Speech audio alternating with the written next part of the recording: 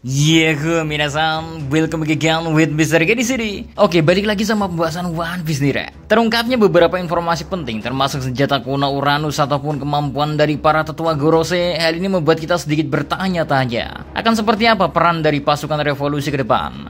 Mengingat kemampuan para Gorose dan harusnya Im Sama pun memiliki kesamaan pada sisi regenerasi atau tak dapat terluga. Seperti yang kita ngerti ya, baik Luffy, Dory maupun Brogy ketiganya sudah sama-sama sempat melancarkan serangan ke salah satu tetua Gorose. Namun hingga saat ini seperti yang kita ngerti ya, serangan dari ketiganya itu seolah tak memberikan luka atau efek apapun. Nah, berangkat dari kekhawatiran ini, mungkinkah Sabo dan pasukan revolusi akan menjadi orang pertama yang mengungkap cara untuk melukai atau menyerang para tetua Gorose, Rek? Penasaran kan bagaimana cara yang harus dilakukan untuk bisa melukai para tetua Gorose? Nah, tanpa banyak cuit gak jelas, monggo enjoy ke kontennya, ge. Let's go. Oke, Rek, chapter 1086 sedikit banyaknya memberikan kita gambaran apa yang akan dilakuin oleh pihak pasukan revolusi ke depan. Bayangin, dengan memiliki dua informasi penting yang mungkin pada awalnya masih berupa dugaan dari Ivankov dan Monkey D. Dragon, namun dengan siaran dari Dr. Vegapunk, sepertinya kedua informasi yang coba mereka simpulkan memang benar adanya. Nah, sambil mendengarkan cerita Sabo di hari dia melihat seorang yang menduduki takhta kosong, di situ pasukan revolusi mengungkap dua hal. Pertama, nama Im Sama muncul dan Ivankov secara gak langsung bilang kalau hal ini mungkin sulit dipercaya, namun 800 tahun yang lalu ya, salah satu raja dari kedua aliansi kerajaan yang bersatu, ada satu raja yang bernama Shen Imu dari keluarga Nerona. Lebih lanjut, Ivankov menambahkan kalau katanya di dunia ini ada kemampuan untuk membuat seorang abadi. Yang mana dengan Sabo melihat orang bernama Im Sama yang berasal dari 800 tahun yang lalu. Berarti kemampuannya bisa membuat seorang abadi memang benar adanya.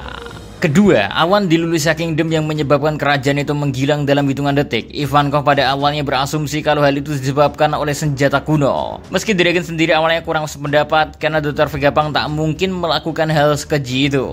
Menariknya dengan siaran Dr. Vegapunk yang berlangsung saat ini, kita akhirnya mengetahui kalau memang benar Dr. Vegapunk tak berniat untuk membuat atau membangkitkan senjata kuno. Tapi secara gak langsung ya, temuan miliknya emang dijadikan senjata kuno oleh pihak pemerintahan dunia.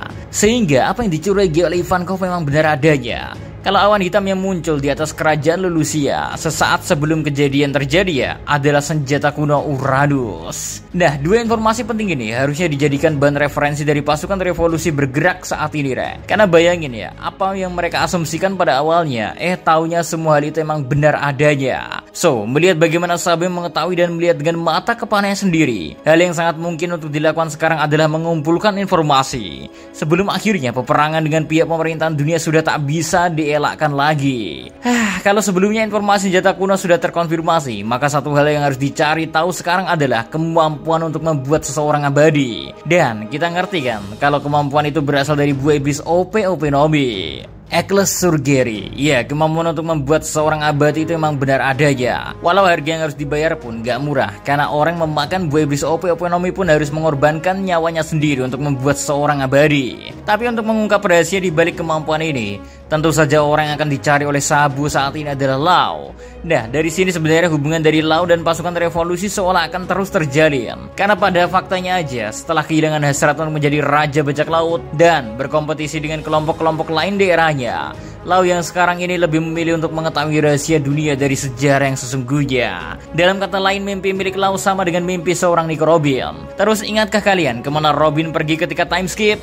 Ya, jawabannya Robin pergi ke tempat Dragon berada. So, kalau dilihat dari cara Odachi yang biasanya bukan menutup kemungkinannya kalau kedepannya pertemuan antara Law dengan pasukan revolusi akan segera terjadi. Dan Sabo lah yang mencari tempat keberadaan Law saat ini, Rek. Pasalnya kondisi dari Head Pirate saat ini pun bisa dikatakan jauh dari kata baik-baik saja. Law kehilangan hampir seluruh kru beserta kapal selam miliknya. Sehingga menggunakan kata kapten bajak laut pun Law sepertinya sudah tak lagi bisa mengklaim hal itu. Disinilah momen transisi bisa aja terjadi karena pada diri Law sendiri ya, mimpi miliknya pun sedikit bergeser dan seolah menjadi momen yang tepat. Pihak pasukan revolusi saat ini sedang membutuhkan informasi mengenai Ekles Surgeri. Ya, dalam rangka mengalahkan Im Sama, Luffy dan yang lainnya aja sekarang gak bisa melukai para tetua Gorose. Lalu bagaimana mereka mampu mengalahkan pihak pemerintahan dunia kalau mereka aja gak ngerti konsep atau cara kerja keabadian yang ditawarkan oleh kemampuan OP Nomi itu sendiri?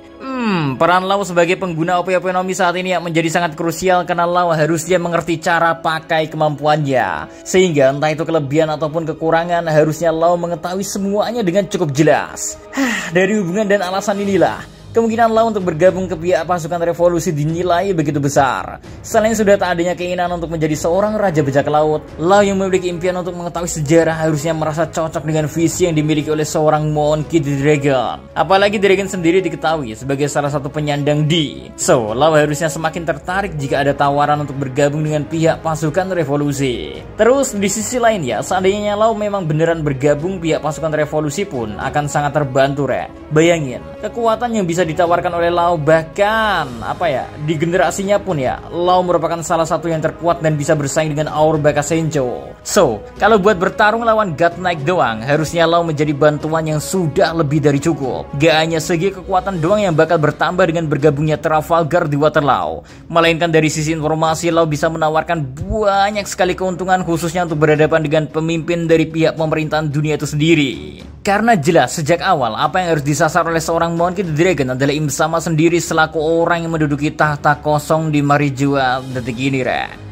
Gimana, menarik bukan? Masa depan Lau, gerakan selanjutnya dari seorang Monkey D. Dragon bagi pasukan revolusi hingga pergerakan dari God's Knight, semuanya seolah memang terhubung satu dengan yang lainnya dan memudahkan kita untuk mengetahui apa yang diincar oleh satu sama lain. Ya, kalau menurut kalian sendiri gimana nih? Apakah cocok Lau bergabung dengan pihak pasukan revolusi? Atau mungkin pertanyaannya bisa kita lebih persimpel ya, apakah Lau mau untuk bergabung dengan pasukan revolusi? Gimana menurut kalian? Oke, sekian dulu terkait konten kali ini, Rek. So, see you next time. Adios, Sigara Melos. Stay safe everyone. Salam Adiberia.